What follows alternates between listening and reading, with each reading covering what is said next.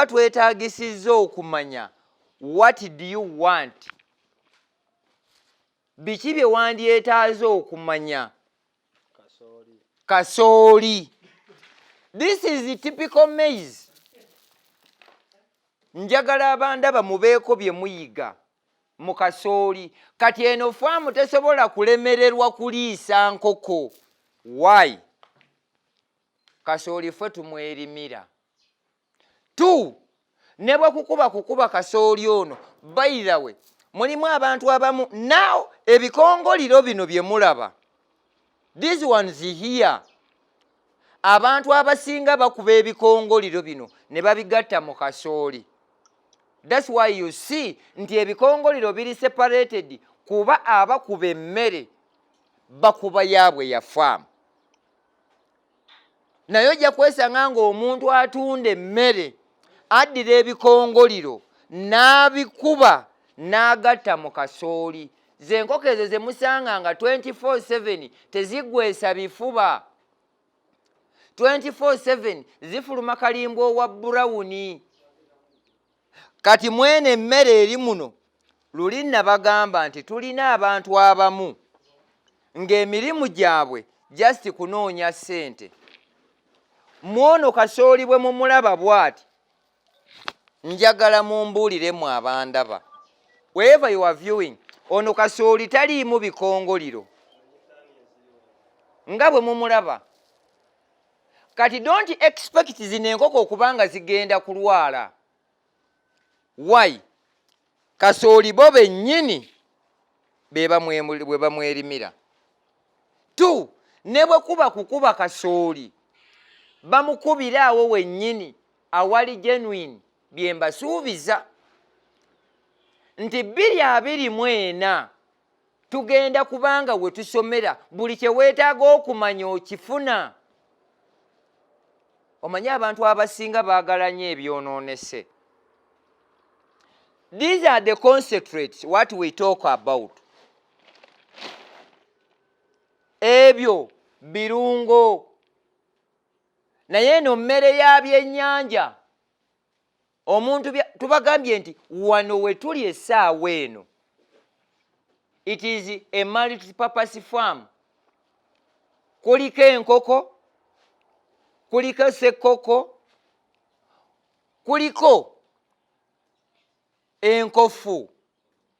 There is maize plantation which you are going to see outside there. The banana plantation which you are going to see outside there. We have the fish ponds which you are going to see down there. Meaning, if we were to come at the farm, oboze kuyiga broadly, nabagambyemu ekintu kimu nti kasooli ono gwe mulaba yenna temuliimu chemical, by the way. Lwaki?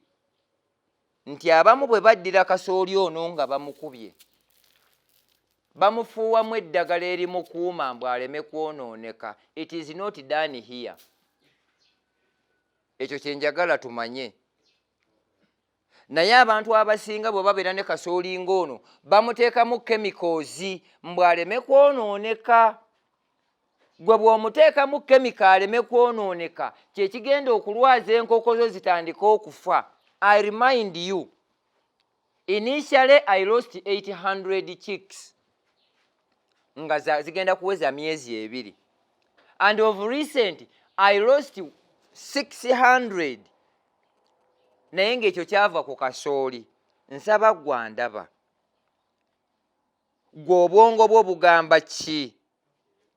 Kiki kye wandibadde weetaaga okumanya mu kulunda? What are the challenges? Buzibu ki bw'osanze? Luigare Isa Bakibinga. Tuli Wataayi. Nabagambye nti faamu eziri established kati they are 2. Eri ey'Ennekasajja etandika butandisi kuliko enkoko 1,000. By the way, wano tunaagenda okutuuka mu mwezi ogwokutaano nga tulina enkoko ezisukka mu mutwalo because we have seen stages of chicks naye nga parent yazo eri emu. What we are going to do is fighting the inbreeding. Kuba ezisinga za Luganda tugenda kubanga tuddira empanga ezirimu, we separate them and sell them off, tufune empanga endala ezitali related mu zino ze tuba tuteekamu. I thank you for viewing. Tubagamba ati every farm baako ne woolimira. Obusa ne kalimbwa ava mu nkoko agenda mu nnimiro ne mu byennyanja. Kasooli agenda mu nkoko ne tufunamu kalimbwe ate n'afuuka ekigimusa ate n'aliisa n'ebyennyanja. Mulabye ennyumba z'obumyu. Mu Luigare Isa baakibinga. My broad objective and vision is to share what we are doing. Naye kuno okuleekaana kw'enkeera n'endeekaana, omuntu bw'akugambako okwo nti naye mu buntu Isa ofuniramu wa nti gino emirimu ngikola kulwalirira. Oli bw'abaamu empisa n'akuweerezaayo 10 olw'okunywa amazzi, bw'aba talina n'akwebaza bwebaza. Isa, thank you for viewing, thank you for sharing. Bane mubeereeko abagabi. Bayibuli etugamba ne Kurani nti omukono ogugaba ne Mukama anaaguwanga. Abaana abo be mulaba mbayita baana, those are my sons. Be bamanaginga farms zonna as you see them. Nga bwe mubalaba. We don't need to be at the farm, but simply because they have the interest in their work. They like what they are doing. Whatever you are seeing here, we simply monitor and support where necessary. Ennimiro twagirabye. Eno ye sitoowa ya kasooli. Temuliimu kemiko yonna gye tugatta mu kasooli. No please. Kasooli mwe tukole emmere eriisa enkoko n'ebyennyanja. As you will see them. Gwandaba. Kiki kye wandyetaaze okuyiga ekirala? Kasooli tetumuteekamu bikongoliro. Ndowooza you can see how it is screened. Era mu kasooli oli gwe mulabye mu kutiya temuliimu bikongoliro byonna. Naye abantu abatabula emmere, bino bye bikongoliro byo. Kati bino tebibagaana kujja kubikuŋŋaanya. Ne babigula. Ne bagenda ne babikuguza ng'emmere y'enkoko. Enkoko ne zitandika okufeekeera. Enkoko ne zitandika okulwala.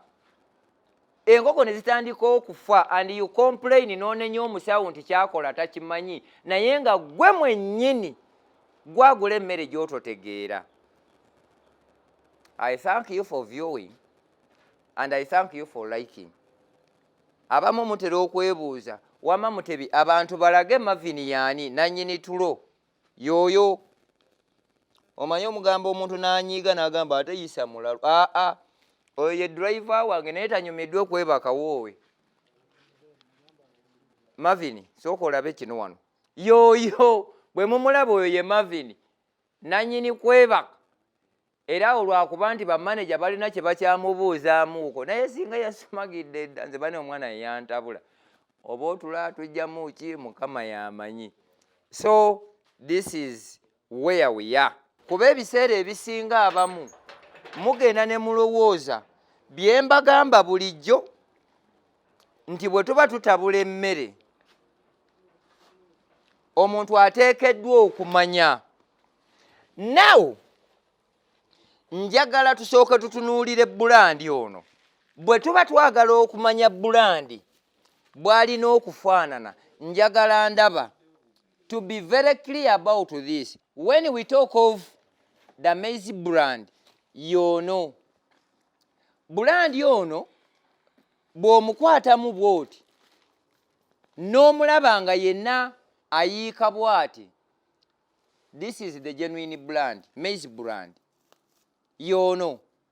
Naye bw'omukwatamu lwakuba nti tetusobodde kujja na sawdust naye bye twabibalagako before. Naye maize brand which is genuine bw'omuta n'omuta bw'oti ono ekimuleetera okuba nti yeekwatamu lwakuba nti akyali muweweevu, but you can see it, temuliimu kikuta kyonna. There is no husks in this. Ono ye maize brand gwe tugamba namba emu, ye mmere entuufu. Osobola okuliisa at any stage, even day one emulya, even the parent emulya. Why? Temuli kikuta kyonna. 2, temuliimu bikongoliro, the cob. Abamu mutera nnyo okubuuza, these are what we call the corn. Bye bikongoliro. Most of those who are dealing in feeds, they mix these corns with the bran. And at the end of the day, you'll find that these chicks are lacking some ingredients. And of the maize brand here you see, when you buy at these feeds dealers, only 40% is the bran. 60% are corn and sawdust. Your chicks are not going to lay the way you expect them to lay. 2, they are not going to be healthy the way you expect them to be healthy, because they have the challenges of what they don't need to eat. Gwandava, whoever is viewing, are you picking something in whatever we are training? Have you changed from what you were knowing? Because somebody asked me, I don't understand what you mean by chachu and the feeds. Bannange tubeeremu. Chachu, it is the maize bran. All the offcuts waguba muti, all the residues from the portion we make as number 1. Katikano, even you can eat it. Don't feed your chicks what you can't eat. Ekyo kyenjagala abantu tumanye. Now, we have what we call the broken maize. Kati njagala gwandaba. It is only in Uganda here where we feed our chicks with only this. But developed countries, they don't know this. What you call the chachu. Ate ono si chachu by the way. This is the corn. Namba emu. Akava kuno. Meaning, nti neno mwennyini mmwe ab'ebyennyanja. Eno osobola ogigoyamu akawunga n'oliisa ebyennyanja, n'oliisa the goose, abalunda b'amagulu mampi ne zirya. This is the broken maize. Kati ono, this is the size we need to feed the growers stage. Kuba mulimu these particles. Once you feed these ones to the younger stages of these younger chicks of day 1, below 2 weeks or below 1 month, zigenda funa constipation, and the digestive system is going to be a problem, and they start dying.